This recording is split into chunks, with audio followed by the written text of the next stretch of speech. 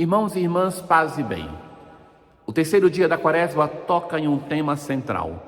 Para nós que já ouvimos no primeiro dia da importância da esmola, da oração e do jejum, que não se questiona, mas Jesus está colocando que temos o perigo de fazer isso sem convicção, sem uma conversão.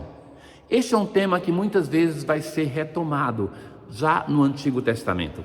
Hoje, na primeira leitura do profeta Isaías, primeira vez nós vamos escutar este grande profeta que vai estar muito presente no tempo da Quaresma. Deus vai abominar a prática de jejum do povo de Israel e vai dizer que o jejum que ele quer é precedido de uma mudança, aonde se pratique a justiça. Por isso que a Igreja do Brasil propõe nesse tempo a campanha da fraternidade. Não é uma questão de nós querermos ou não. O ser cristão implica em uma solidariedade, este ano concretamente em relação aos nossos irmãos que têm fome, que assola cerca de 125 milhões de pessoas no nosso país. Mais do que metade da nossa população dorme sem saber se vai poder comer, se vai ter o que comer no outro dia. Ouçamos. Na antífona de entrada de hoje, o Senhor me enviou e teve compaixão. O Senhor se tornou o meu amparo. Assim fala o Senhor. Grita forte. Denuncia os crimes do meu povo e os pecados da casa de Jacó. O povo de Israel tinha, desde o início, uma prática de jejum. Mas no tempo do profeta, a prática de jejum tinha não somente permanecido como um rito penitencial, mas se tornou permanente, presente em tantos momentos rituais do povo de Israel. Se tornava para muitos um motivo de orgulho, se jejuava para mostrar ao outro que se era forte, que se conseguia chegar a tanto tempo de jejum. Mas não tinha uma busca sincera daquilo que é o motivo do jejum, que é a transformação da vida, do coração. Fazia-se o jejum pelo jejum. E então é sobre isso que Deus vai repreender o seu povo. Denuncia os crimes do meu povo e os pecados da casa de Jacó. Buscam-me cada dia e desejam conhecer meus propósitos. A tentação daquele que crê é de se apropriar do projeto de Deus, de poder adivinhar a história, porque Deus está revelando para ele. E é isso que Deus está condenando no seu povo. Exigem de mim julgamentos justos e perguntam: por que não te regozijaste quando jejuávamos e o ignoraste quando nos humilhávamos? Ora, por que nós estamos fazendo penitência e o Senhor não nos escuta? É porque no dia do vosso jejum, agora Deus vai responder: tratais de negócios, oprimis os vossos empregados, fazeis litígios e brigas. Não façais jejum com esse espírito. Acaso é este o jejum que aprecio? Um jejum que sacrifica sim o corpo, mas que o orgulho é tão grande que, movido pelo orgulho, caríssimos, nós podemos fazer obras grandiosas até em dano do nosso corpo e da nossa saúde. Mas não é isso que Deus quer. Qual é o jejum que Deus quer? Para nós que estamos em um tempo de penitência, e veja que a Quaresma, a palavra que mais se repete na liturgia é jejum. Então, o jejum é algo que se pressupõe que se deve fazer. Mas o que é que ele deve mudar na nossa vida? O que eu quero, o jejum que eu quero: quebrar as cadeias injustas, desligar as amarras do jugo, tornar livres os que estão detidos, repartir o pão, acolher em casa os pobres, vestir os nus. Assim brilhará a tua luz como a aurora. Então invocarás o Senhor e Ele te atenderá. Pedirás socorro e Ele te dirá: eis-me aqui. É esta a conversão que o Senhor espera de nós. Nós não conseguimos chegar diretamente a essa mudança. O jejum é um instrumento, mas o jejum não é uma finalidade em si. mas um instrumento para a nossa conversão. É isso que Jesus vai completar hoje no Evangelho que nós ouviremos. No Salmo de hoje, ó Senhor, não desprezeis um coração arrependido.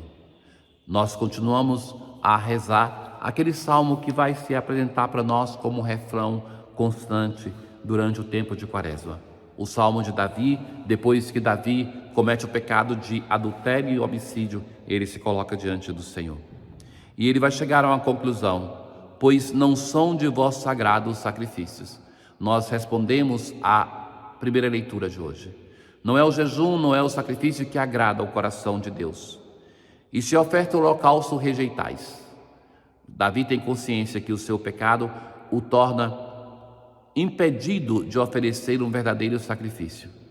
E conclui: meu sacrifício é minha alma penitente. Esse é o verdadeiro sacrifício. Esse é o verdadeiro jejum que Deus quer. Ele quer que nós rasguemos os nossos corações, não as nossas vestes. Que nós façamos um jejum do Espírito, sem deixar de lado aquele jejum do alimento, sem o qual nós não chegamos ao espiritual. Não desprezeis um coração arrependido. Não, assim como Deus não desprezou o coração de Davi arrependido, Ele não despreza o nosso. Que nosso coração seja acolhido pelo Senhor. Na aclamação ao Evangelho de hoje, buscai o bem e não o mal, pois assim vivereis. Então o Senhor nosso Deus convosco estará. No Evangelho de hoje, de Mateus, nós ouvimos a narração deste fato, que os discípulos de João, em outro Evangelho dos fariseus também, vão chegar para Jesus e vão dizer: por que razão nós e os fariseus praticamos jejuns, mas os teus discípulos não? Nós sabemos que João Batista é o homem do jejum e da penitência. E seguramente ele transmitiu isso de valor para os seus discípulos. Ninguém questiona a postura de João Batista. Jesus mesmo o aprecia, o ama, mas os discípulos de João Batista, eles têm uma dificuldade de assimilar a nova postura, aquilo que Jesus faz. Eles têm dificuldade de aceitar o novo. Então, Jesus vai dizer assim: por acaso os amigos do noivo podem estar de luto enquanto o noivo está com eles?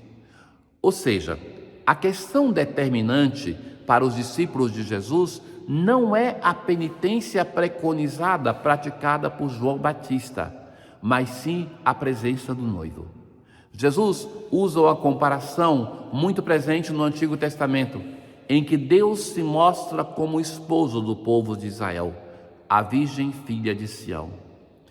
E Jesus vai se mostrar como o esposo esperado, que portanto já está presente, e este é um momento de festa.